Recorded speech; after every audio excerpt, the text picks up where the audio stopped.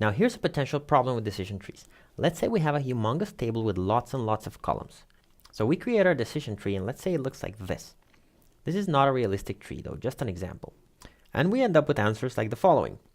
If a client is male between 15 and 25 in the US, on Android, in school, likes tennis, pizza, but does not like long walks on the beach, then they're likely to download Pokemon Go. This is not good. This almost looks like the tree just memorized the data. It's overfitting. Decision trees tend to overfit a lot. In the continuous case, this can also happen and it looks like this.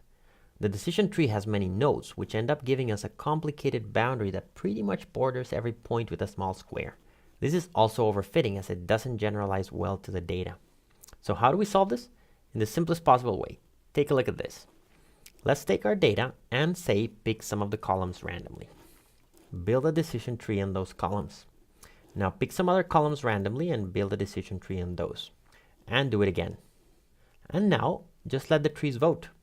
When we have a new data point, say this person over here, we just let all the trees make a prediction and pick the one that appears the most.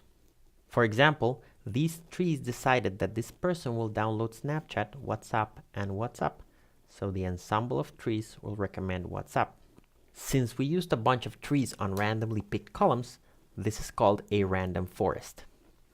There are better ways to pick the columns than randomly, and we'll see this in the ensemble methods section of this nanodegree.